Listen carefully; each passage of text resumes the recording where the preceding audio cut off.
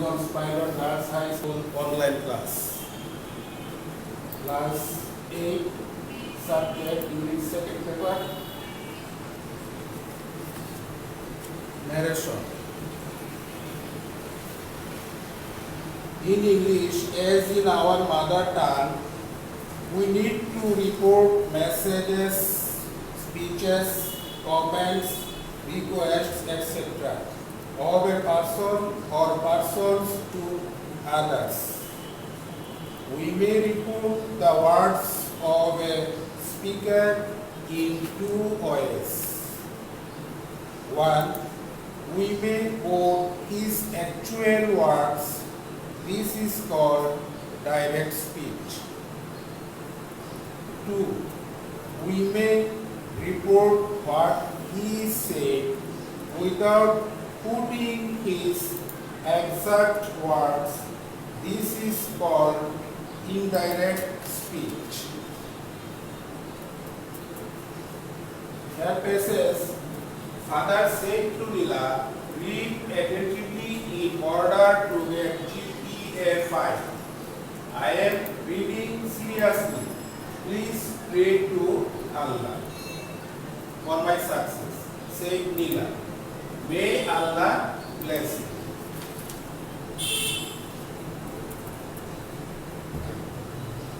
তো এখানে অষ্টম শ্রেণীতে আমরা শুরুতেই narration নিয়ে অনেক আলোচনা করেছি। এখন আজকে আমরা আরেকটু বিস্তারিত আলোচনা করব। আমরা বাংলা ভাষাতেও স্পিচ নিয়ে আলোচনা করি এবং ইংরেজি ভাষাতেও এটা নিয়ে করতে হবে। আমরা বক্তার কথা অনেক সময় অবিকলভাবে প্রকাশ করি, আবার অনেক সময় পরোক্ষভাবেও প্রকাশ করি।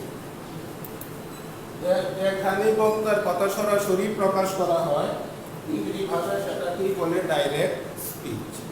আর বক্তার বক্তব্য যদি অবিকলভাবে অন্যের ভাষায় প্রকাশ করা হয়, এটাকে বলা হয় ইনডাইরেক্ট। আমি এখন এই যে অংশটুকু লিখলাম, Father said to Nila, read attentively in order to get GPA 5. এখানে এইটুকু নীলার বক্তব্য। আমরা যদি এটাকে ইনডাইরেক্টে পরিবর্তন করতে যাই, তো আমাদের এখানে টেন্স অনুযায়ী পরিবর্তন করতে হবে। আমরা আগেও ক্লাসে সেন্টেন্স narration নিয়ে বিস্তারিত আলোচনা করেছি। এখন আমাদেরকে এই অংশটুকু বুঝতে হবে, আমাদের রিপোর্টেড ভার্বটা কোন টেন্সে আছে। রিপোর্টেড ভার্ব অনুযায়ী আমাদের স্পিচটা পরিবর্তন হবে। যেমন এখানে আছে Father said to Nila, এটা past tense। সুতরাং আমাদেরকে এই অংশটুকু past tense-এ পরিবর্তন করতে হবে। এখন আমি এই অংশটুকু পরিবর্তন করলাম, Father advised Nila to read attentively in order to get GPA 5. তারপরে আমরা তৃতীয় বাক্যে যাই, I am reading seriously। এই অংশটুকু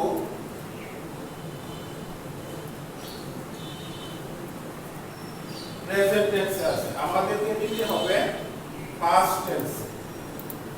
এখানে আমি নিলাম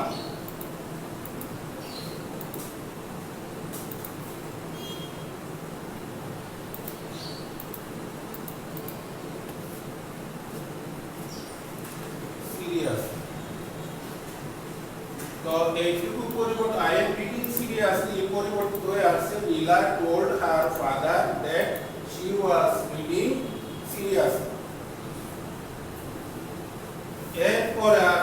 আমার আছে please pray to Allah for my success. এই অংশটুকু হলো নীলার বক্তব্য, এই অংশের সাথে জড়িত।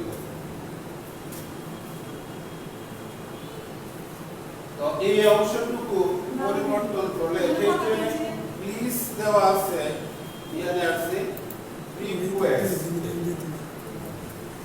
তো এটা হবে she requested her father to pray Allah.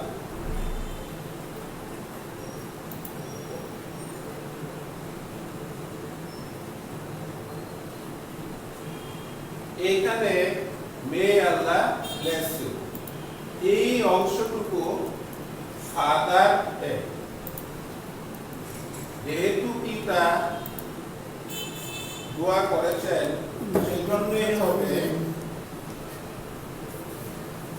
R father to pray to Allah may bless her. আমি ক্লাসেও আলোচনা করেছিলাম যে যদি আমরা ন্যারেশন পড়তে যাই তাহলে আমাদেরকে টেন্স, সেন্টেন্স, ভার্বের ফর্ম, নাম্বার, পার্সন, এই সবগুলো আমাদের জানা থাকাটা জরুরি। তো এখানে প্যাসেজ ন্যারেশনের আগে কিন্তু আমরা সেন্টেন্স ন্যারেশন করেছিলাম। তো সেন্টেন্স ন্যারেশন যদি আমরা ভালোভাবে পারি তাহলেই আমরা প্যাসেজ ন্যারেশনটাও পারব। তো প্যাসেজ ন্যারেশন করতে গেলে যে কথাটুকু বললাম আগেই আমাদের সেন্টেন্স ন্যারেশন সম্বন্ধে জানা দরকার। যদি আমরা জানি তাহলেই আমরা প্যাসেজ ন্যারেশনটুকু পারব। প্যাসেজ ন্যারেশন তো সেন্টেন্স ন্যারেশনই, সেন্টেন্স যেমন আলাদা আলাদাভাবে থাকে, প্যাসেজটা কয়েকটা সেন্টেন্স একসাথে একত্রে থাকে। তো এতে ভয় পাওয়ার কিছু নাই। যদি আমরা মনোযোগ দিয়ে যদি আমরা টেন্স ভালো করে পড়ে নেই, সেন্টেন্স, এরপরে ভার্বের ফর্ম, নাম্বার এবং পার্সন এইগুলো নিয়ে একটু আলোচনা ভালোভাবে বিস্তারিত বুঝতে পারি তাহলে প্রেজেন্টেশনটা সহজ হয়ে যাবে। তবে এখানে একটা কথা প্রযোজ্য আছে যে অন্যান্য বিষয়ে যদি আমরা একটা চ্যাপ্টার করি, এক চ্যাপ্টার কোনো মতেই আরেকটা চ্যাপ্টার সাথে সংশ্লিষ্ট না, কিন্তু ইংরেজি গ্রামারের ক্ষেত্রে এক চ্যাপ্টার আর এক চ্যাপ্টারের সাথে সংশ্লিষ্টতা রয়েছে। তো যেমন আমি শুরু করলাম ন্যারেশন, আমি টেন্সের বিষয়ে আলোচনা করলাম, আমরা সেন্টেন্স নিয়ে আলোচনা করলাম, এরপরে আমরা পার্সন বিষয়ে আলোচনা করলাম। তো এইগুলি ধারাবাহিকভাবে একের সাথে আরেক আসে। তো তোমরা আবার এই প্যাসেজটা একটু দেখো।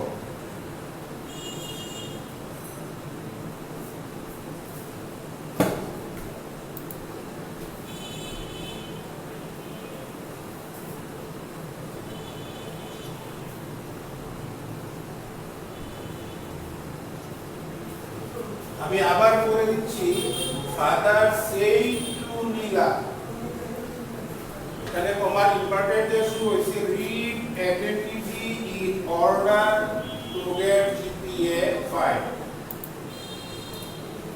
I am reading seriously. Please pray to Allah for my success. Said Neela. May Allah bless you. এখন আমি সলিউশনটা সাথে দিয়ে দিলাম, তোমরা সবাই একটু মনোযোগ দাও।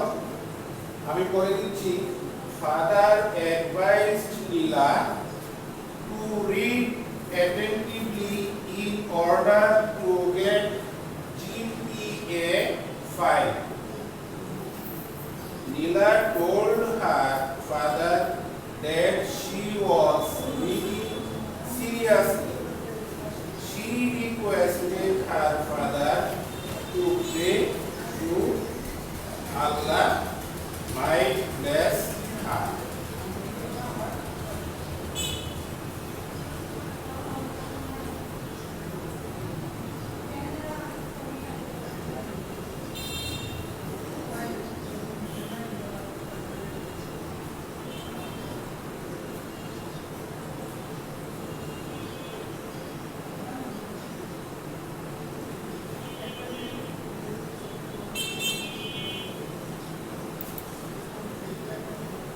আমি আশা করছি আমার এই অংশটুকু সবাই বুঝতে পেরেছ।